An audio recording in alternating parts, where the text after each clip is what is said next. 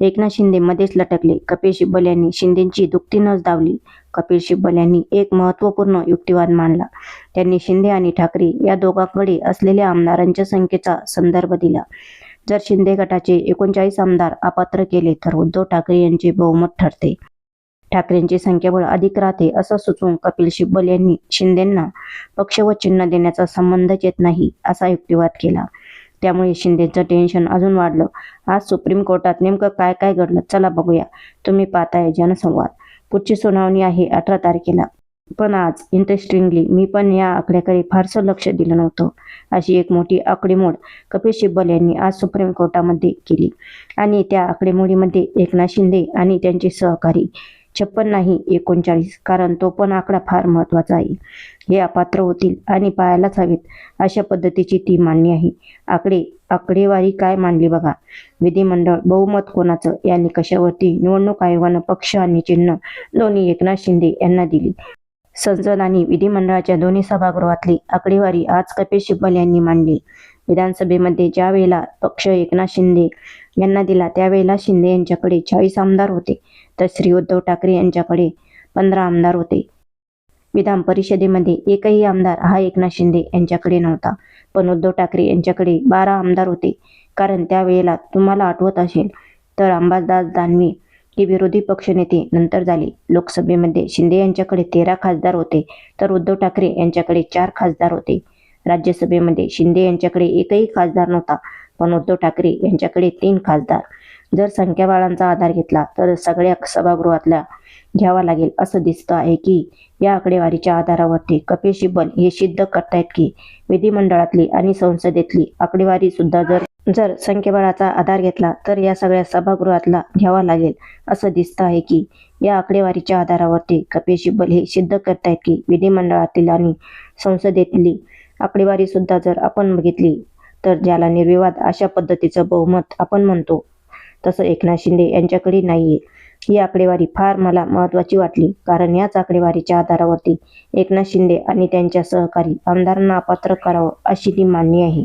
आज बहुमताचं जे गणित आहे त्या बहुमताच्या गणितावरती उद्धव ठाकरे यांच्याकडून जोरदार युक्तिवाद करण्यात आला. 39 आमदार अपात्र ठरले तर बहुमताचं गणित काय असाही मुद्दा मांडला गेला आणि ही त्यातली मला महत्त्वाची USP वाटते. आजच्या आर्ग्युमेंटमधली एकनाथ शिंदे यांच्यासह 39 आमदार जर अपात्र ठरले तर निवडणूक आयोगाने ज्या विधिमंडळ बहुमताच्या आधारावरती निर्णय दिला तो पायाच उद्ध्वस्त होईल आणि तो मग त्यांच्यासाठी त्यांनी ती आकडेवारी मांडली. या सगळ्या आकडेवारीचा पाया काय कशाच्या आधारावरती कपिल सिब्बल म्हणतात की एकनाथ शिंदे आणि त्यांचे 39 सहकारी यांच्यासह 40 हे अपात्र ठरायला हवे. तर त्याचा पाया असा आहे की निवडणूक आयोगाच्या आकडेवारीनुसार शिंदे गटाकडे 53 तर ठाकरे गटाकडे 34 लोकप्रतिनिधी आहेत. परंतु अपात्रतेची कारवाई प्रलंबित असताना केवळ या आकड्यावरून निर्णय देणं हा अत्यंत धोकादायक पॉईंट आहे. माझं पण तेच मत आहे. जर तुम्ही ऑब्जेक्टली पाहिलं तर तुमच्या लक्षात असं येईल की निवडणूक आयोगाने पक्ष आणि पक्षचिन्हाच्या संदर्भामध्ये ट्रिपल टेस्ट घालून दिल्यात. त्यातली पहिली महत्त्वाची टेस्ट काय तर पक्षामध्ये बहुमत कोणाचं, दुसरी टेस्ट काय तर विधिमंडळामध्ये आणि संसदेमध्ये बहुमत कोणाचं, आणि तिसरी टेस्ट काय तर पक्षाने घालून दिलेली किंवा स्वतःसाठी घातलेली जी घटना आहे त्याचं हे नेते मंडळी पालन करतायत की नाही. आणि त्याच्यातच महत्त्वाची बाब अशी आहे की विधिमंडळाकडे निवडणूक आयोगाच्या आकडेवारीनुसार शिंदे गटाकडे 53 तर ठाकरे गटाकडे 34 लोकप्रतिनिधी आहेत. परंतु अपात्रतेची कारवाई प्रलंबित असताना केवळ या आकड्यावरून निर्णय देणं हा अत्यंत धोकादायक पॉईंट आहे. जर अपात्रतेच्या कारवाईत शिंदे गटाचे 39 आमदार अपात्र ठरले तर विधिमंडळात ठाकरे गटाकडेच बहुमत पुरेल. मग आयोगाचा हा निर्णय कसा वैध ठरू शकतो? त्याचं कारण आहे की तुम्ही आधी अपात्रतेचा निर्णय घेतलेला नाहीये. अपात्रतेचा निर्णय बाजूला ठेवला आणि निर्णय दिला तो पक्ष चिन्ह आणि पक्ष कोणाचा.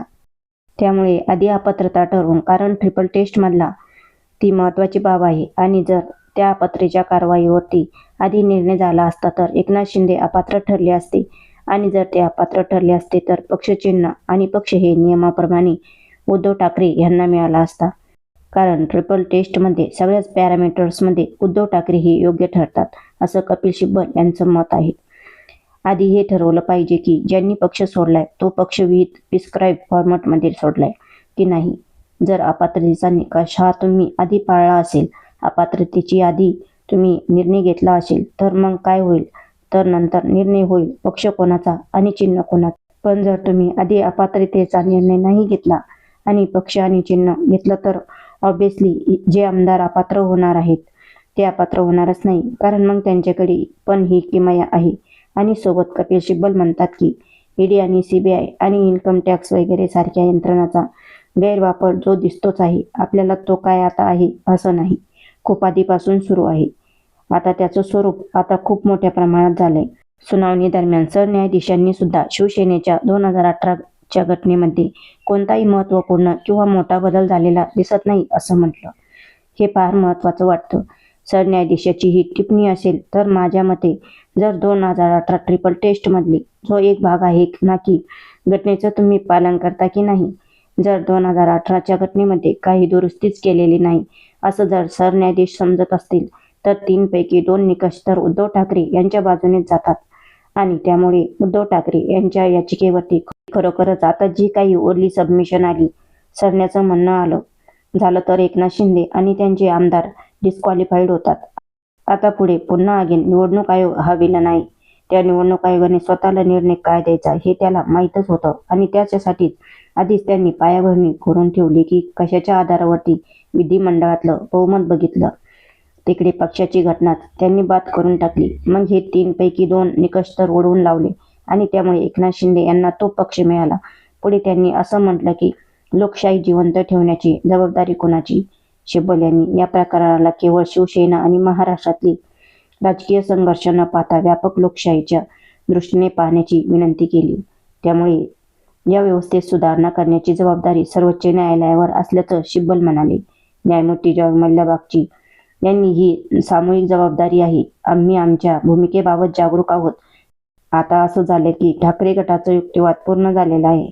आजच्या सुनावणीमुळे सरन्यायाधीशांनी जे म्हटलं की इतर घटनात्मक संस्थांच्या भूमिकेला सुद्धा कमी लेखू नये, मी सहमत आहे. त्याच्यात माध्यमाची भूमिका पण फार महत्त्वाची आहे. हल्ली आपण बघतो की एकतर गोदी मीडियाचं नेरेटिव्ह आहे, सत्ताधाऱ्यांची तळी उचलणं किंवा सत्ताधाऱ्यांच्या विरोधामध्ये वारेमाप आणि चुकीचे नेरेटिव्ह सांगत राहणं, दोन्ही बाजूने असा सगळा प्रकार सुरू आहे. या केसमध्ये आता उद्धव ठाकरे यांच्या गटाची सुनावणी पूर्ण झाली आहे. गेल्या 5 दिवसापासून सिब्बल यांनी निवडणूक आयोगाचा निर्णय, शिवसेनेची पक्ष संघटना, संघटनात्मक बहुमत, पक्षाची घटना, विधिमंडळातील बहुमत, आमदारांची अपात्रता आणि आयोगाच्या अधिकार क्षेत्रावर सविस्तर असा युक्तिवाद केला.